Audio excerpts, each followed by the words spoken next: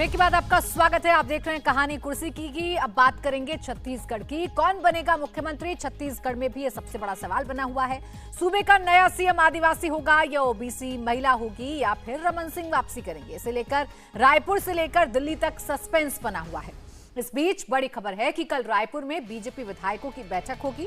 विधायक दल की बैठक के बाद नेता का चुनाव होगा।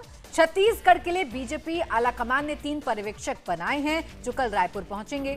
तीनों ऑब्जर्वर सभी विधायकों से उनकी राय जानेंगे और पार्टी को रिपोर्ट करेंगे। बीजेपी आलाकमान छत्तीसगढ़ में ओबीसी आदिवासी नेता को बागडोर सौंपने पर विचार कर रहा है।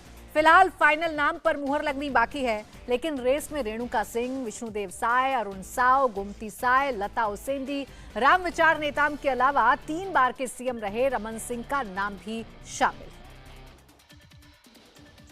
है। किस तरह से मुख्यमंत्री का नाम तय होगा? ये पर्यवेक्षक तय करेंगे कि क्या प्रक्रिया होगी। पर पार्टी की विधायक दल की बैठक होगी, उस पर विचार विमर्श होगा और आगे का निर्णय होगा। बहुत सारे नाम हैं, सबसे आगे नाम आपका भी है क्योंकि आप प्रदेश अध्यक्ष हैं। आपकी अध्यक्षता में बड़ी कामयाबी पार्टी को मिली, ओबीसी समाज का बड़ा चेहरा है, तो ये कहा जा रहा है कि आप भी मुख्यमंत्री छत्तीसगढ़ के हो सकते हैं। देखिए, मैं स्पष्ट रूप से कहता हूं कि पार्टी का विधायक दल और केंद्रीय नेतृत्व तय करेगा कि सरकार का नेतृत्व कौन करेंगे और विधायक दल की बैठक में इसको लेकर विचार विमर्श होगा। ये हमारे यहाँ अनुशासन भी है, लोकतंत्र भी है और लोकतंत्र की परिपाटी के अनुसार ही वहाँ पे विधायकों से बात की जाएगी। सभी से बात कर जो भी निर्णय होगा केंद्र उस पर निर्णय फाइनल निर्णय करेगा। आपकी तरह नहीं होता, एक परिवार बैठा हुआ केंद्र में बैठा हुआ परिवार वहाँ ढूंढता है कौन आदमी प्रांत को लूट सकता है और लूट का पैसा हमारे यहाँ तक पहुँचा सकता है।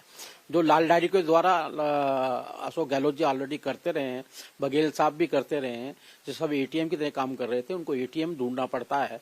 लेकिन हमारे यहाँ लोकतंत्र सेवा समर्पण भाव से काम करने वालों को देखना होता है और उसकी प्रक्रिया खत्म हो जाएगी जाती है।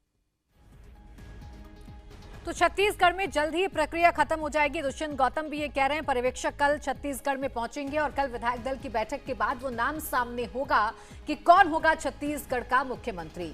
समीर जी, जितने भी नाम चल रहे हैं इसमें से सबसे आगे आपको कौन नजर आ रहा है जिसकी प्रबल दावेदारी है, जिसे हम छत्तीसगढ़ का सीएम बनते हुए देख सकते हैं?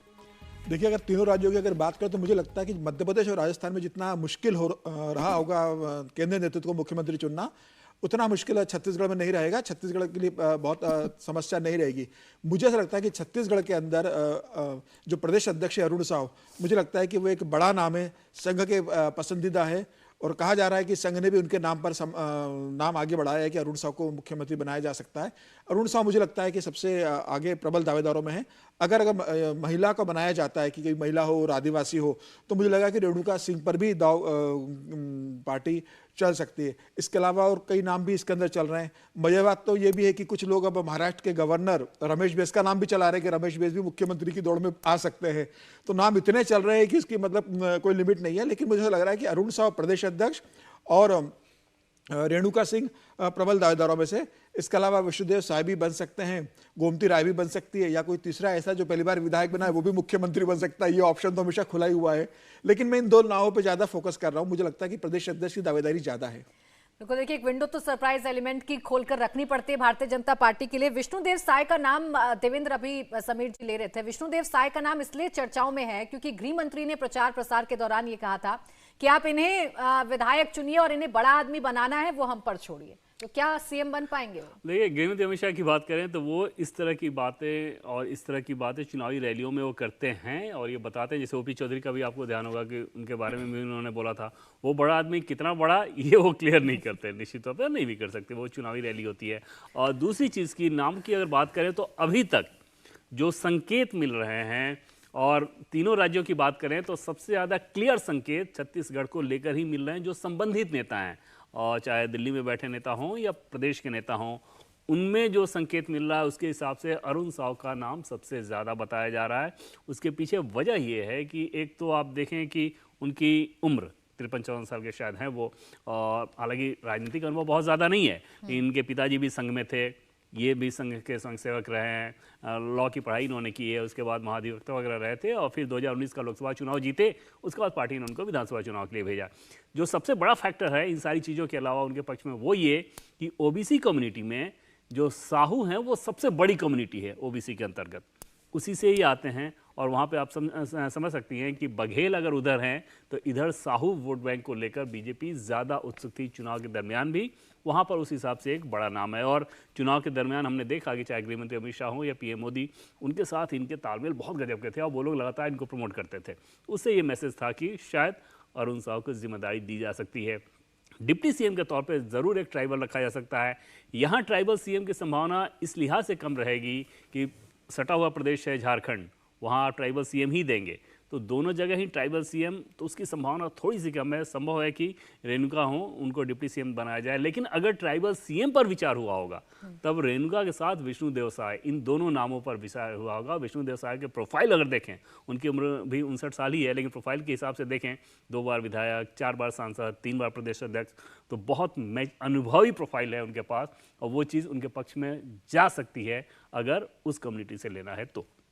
आरती जी, आपके नजर में ओबीसी वर्सेस आदिवासी, इसमें से किस पर मुहर लगाई जा सकती है? ओबीसी वोट बैंक को साधने की कोशिश भारतीय जनता पार्टी करेगी या आदिवासी वोट बैंक जिसका समर्थन मिला इन विधानसभा चुनावों में बीजेपी को? देखिए, आदिवासियों के लिए प्रधानमंत्री मोदी जी ने बहुत सारे इनिशिएटिव्स लिए। इनफैक्ट 2014 से ही अभी तक अगर आप देखें तो आदिवासियों के लिए जितना कुछ प्रधानमंत्री मोदी ने किया है, मुझे नहीं लगता है किसी और प्रधानमंत्री ने भारत के इतिहास में किया होगा। इसलिए मुझे लग रहा है कि अरुण साहू के चांसेस बहुत ज़्यादा है। वो ओबीसी है और जैसे देवेंद्र ने बताया कि ओबीसी क्यों मायने रखेगा छत्तीसगढ़ में, मैं भी उसको बिल्कुल समर्थन कर रही हूँ उनका। लेकिन मुझे साथ ही साथ ये भी लगता है कि प्रधानमंत्री मोदी जी की अगर आप देखें सभी स्टेट्स में कहीं ना कहीं वो कम्युनिटीज़ और सोसाइटीज़ को इकट्ठा रखने के लिए एक जो नया फॉर्मूला इन्होंने निकाला है डिप्टी सीएम का, वो हर जगह लग रहा है कि वो डिप्टी सीएम्स लेकर आएंगे ही आएंगे ताकि कोई समुदाय नाराज ना हो। इसलिए मुझे लगता है कि हो सकता है अगर अरुण साहू चीफ मिनिस्टर बनते हैं तो वो आदिवासी चेहरे को लेके आएंगे एज डिप्टी सीएम ताकि वो भी नाराज ना हो। लेकिन उतनी परेशानी छत्तीसगढ़ में नहीं होनी चाहिए क्योंकि वैसे ही प्रेसिडेंट द्रौपदी मुर्मू पहली आदिवासी महिला, और साथ ही साथ में इन 3 स्टेट्स में कहीं ना कहीं शायद ये भी एक विचार होगा कि किसी महिला को डिप्टी सीएम या सीएम बनाए। तो मुझे लगता है कि डिप्टी सीएम में महिला का यहाँ पे पॉसिबिलिटी है। बिल्कुल, देखिए कौन होगा छत्तीसगढ़ का मुख्यमंत्री ये तो कल पता चल जाएगा। विधायक दल की बैठक होनी है, कल ही पर्यवेक्षक छत्तीसगढ़ पहुंचेंगे और विधायक दल की बैठक के बाद ये सामने आ जाएगा कि छत्तीसगढ़ का मुख्यमंत्री कौन बनने जा रहा है। एक तरफ 3 राज्यों में मुख्यमंत्री कौन होगा इसको लेकर संशय बरकरार है, तो वहीं दूसरी तरफ कांग्रेस की मुश्किलें बढ़ती हुई नजर आ रही है। वजह है झारखंड में कांग्रेस सांसद के ठिकानों से नोटों का पहाड़ बरामद होना, जिसकी गिनती पिछले 4 दिन से चल रही है, लेकिन अब तक गिना नहीं जा सका है। बताया जा रहा है कि अब तक की गिनती में 300 करोड़ से ज्यादा कैश मिल चुका है। बीजेपी का दावा यह है कि आंकड़ा 2000 करोड़ से ज्यादा हो सकता है। 3 राज्यों में सांसद के 10 ठिकानों पर आयकर विभाग ने रेड मारी है। छापेमारी का 4था दिन है। हालत यह है कि नोटों को गिनने के लिए 12 बड़ी मशीनें भुवनेश्वर से मंगानी पड़ी हैं। धीरज प्रसाद साहू के रिश्तेदारों के नाम ओडिशा में शराब का बड़ा कारोबार है। अभी पूरी गिनती और ऑपरेशन खत्म होने में 2 दिन का वक्त और लग सकता है। इसी से आप अंदाजा लगा सकते हैं कि कितना बड़ा कैश बरामद हुआ है उनके ठिकानों से। और उसे गिनने के लिए आप सोचिए कि जो मशीन लाई गई थी वो मशीन तक खराब हो गई और अब नई मशीनें, बड़ी मशीनें भुवनेश्वर से मंगाई जा रही हैं। अब धीरज साहू के बहाने भारतीय जनता पार्टी कांग्रेस पर हमलावर है। एक बार फिर से भ्रष्टाचार के आरोप लगाए जा रहे हैं। एक बार फिर से धीरज साहू का कनेक्शन सीधे सीधे गांधी परिवार से जोड़ा जा रहा है, सोनिया गांधी, राहुल गांधी से जोड़ा जा रहा है। उनकी चुप्पी को लेकर भी बीजेपी सवाल कर रही है। यहां तक कि आज बीजेपी ने लखनऊ और जम्मू में प्रदर्शन भी किया है कांग्रेस के खिलाफ, धीरज साहू के खिलाफ। लेकिन ये तस्वीरें आप देखिए, तस्वीरें देखकर आप कह सकते हैं कि ये तस्वीरें धीरज साहू की अगर मुश्किलें बढ़ाएंगी तो कांग्रेस को भी जवाब देना होगा कि उनके सांसद के पास इतना बड़ा कैश कैसे आया, कहां से आया, इसके पीछे की वजह क्या है। देवेंद्र, क्या ये तस्वीरें सिर्फ धीरज साहू नहीं बल्कि कांग्रेस की भी मुश्किलें बढ़ाने के लिए काफी हैं? बिल्कुल, ऐसे समय में जब कांग्रेस पार्टी के नेता बार बार दूसरों पर करप्शन का आरोप लगाते हैं और कांग्रेस के शीर्ष स्तर से इस बात को कहा जाता है और तब कांग्रेस सांसद के घर से और दूसरे ठिकानों से इस तरह का नोटों का जखीरा बरामद हो रहा है। इनकम टैक्स वाले बता रहे थे कि इतना बड़ा अमाउंट पहले कभी नहीं मिला था इस तरह से कैश के तौर पे। और आप समझ सकती हैं कि अगर 2-3 दिन लग जा रहे हैं सिर्फ काउंटिंग में, तो ये धनराशि कहाँ तक जाके रुकेगी। तो इतनी बड़ी धनराशि का इस रूप में इकट्ठा किया जाना निश्चित तौर पे कांग्रेस पार्टी के लिए जवाब देना मुश्किल होगा। धीरज साहू की बात करें तो राहुल गांधी के बेहद भरोसेमंद माने जाते हैं, बहुत खासम खास माने जाते हैं, और वहाँ पर उस व्यक्ति के ठिकानों से इस प्रकार की अकूत संपत्ति एक तरह से है, इसका सीधे सीधे सार्वजनिक प्रदर्शन दिख रहा है। बहुत सारे स्कैम ऐसे होते हैं जो कि कागजों में होते हैं, तो वहाँ पर जिसके ऊपर आरोप लगता है उसके पास एक विंडो होता है ये बताने का कि हमें फंसाया जा रहा है, गलत बातें कही जा रही हैं। लोगों को सीधे समझ में नहीं आता, आम लोगों को सीधे समझ में नहीं आता, लेकिन यहाँ पर देखें तो ये तो सीधे सीधे समझ में आ रहा है कि क्या कुछ किया गया होगा। और वो निश्चित तौर पर उस नैरेटिव के लिए कांग्रेस पार्टी के लिए बड़ा झटका है। सीधे सीधे तस्वीरें बता रही हैं कि धीरज साहू के घर में कैश बरामद हुआ है, इसके पीछे कोई अलग स्टोरी हो सकती है समीर जी, लेकिन इन सब के बीच कांग्रेस वही पुराना टेप इस वक्त चालू किए हुई है जिसमें वो कह रही है कि आपको अपने घर के अंदर दागी नजर नहीं आते, वही पुराने नाम लिए जा रहे हैं कि आपको शुभेंदु अधिकारी नजर नहीं आते, आपको वो नेता नजर नहीं आते जिन पर आप भ्रष्टाचार के आरोप लगाते हैं और फिर उन्हें अपनी पार्टी में ले लेते हैं। तो क्या ये नैरेटिव कांग्रेस को कोई फायदा पहुंचा पाएगा या इस नुकसान से बचा पाएगा? बिल्कुल नहीं। मुझे लगता है कि प्रधानमंत्री मोदी ने जो कहा है कि न खाऊंगा न खाने दूंगा, मुझे लग रहा है उसी दिशा में कार्रवाई हो रही है। आप देखिए, इसके पहले बंगाल में पार्थ चटर्जी के यहाँ ममता बनर्जी के मंत्री के यहाँ कितना पैसा निकला था। उसके पहले आप देखेंगे कानपुर के इत्र व्यवसायी पीयूष जैन के यहाँ ऐसे ही नोटों की गड्डियाँ निकली थी जिसका संबंध समाजवादी पार्टी से जोड़ा जा रहा था। तो मुझे लग रहा है कि ये बहुत ही एक विचित्र, मतलब एक कांग्रेस के लिए बहुत नुकसानदायक स्थिति है जब लोकसभा चुनाव सर के ऊपर है और जब प्रधानमंत्री लगातार मोदी कह रहे हैं कि गरीबों का पैसा जिन्होंने लूटा है उन्हें जनता को लौटाना होगा पैसा और उनसे वसूली की जाएगी। मुझे लग रहा है प्रधानमंत्री मोदी के इसके बाद लगातार छापेमारी हो रही है। और आप देखिए 2004 से लेकर 2014 तक का मनमोहन का कार्यकाल आप अगर देखेंगे तो ईडी ने सिर्फ 114 छापे मारे थे, 5,000 करोड़ की संपत्ति एकत्रित की थी। वहीं प्रधानमंत्री मोदी के 2014 से लेकर 2023 तक का आप कार्यकाल देखेंगे तो 2000 से ज्यादा ईडी ने रेड मारे और 95,000 करोड़ रुपए से ज्यादा पैसा इकट्ठा किया। और ये तो सिर्फ कैश निकला है, अभी ज्वेलरी इसके अंदर निकलेगी, जमीनी के प्रॉपर्टी निकलेंगे। और यह परिवार तो बंगाल के टीएमसी के नेताओं के साथ रियल एस्टेट के कारोबार में भी है, विदेशों में कैसीनो चलाता है। इनके एक भाई है स्वराज साहू और दूसरे भाई है शिवशंकर साहू, तीसरे भाई है राज किशोर साहू। ये सब कैसीनो में और रियल एस्टेट के बिजनेस में, तो ये नंबर 2 का पैसा उन्होंने और जगह भी लगाया होगा। मुझे लग रहा है ये पूरा स्कैम लगभग 2 से 2,500 करोड़ रुपए की रिकवरी इनके यहाँ से होगी। और कांग्रेस के लिए बहुत मुश्किल है अपने एक राज्यसभा सांसद को बचाना कि जिसके पास से इतना कैश पकड़ा गया है। बिल्कुल, अभी भी कांग्रेस धीरज साहू पर कुछ नहीं बोल रही है, बाकी तमाम नेताओं पर, बाकी बीजेपी के नेताओं पर हमलावर होती हुई तो जरूर कम से कम नजर आ रही है। आरती जी, अब बीजेपी से पूरी तरीके से जोड़ने की कोशिश कर रही है छत्तीसगढ़ से। छत्तीसगढ़ के लीडर्स का पैसा ये हो सकता है, बीजेपी के नेता ये कह रहे हैं 24 में इस पैसे का इस्तेमाल किया जा सकता था और सीधा इसी बहाने सोनिया गांधी, राहुल गांधी, प्रियंका गांधी और खड़गे से सवाल बीजेपी कर रही है।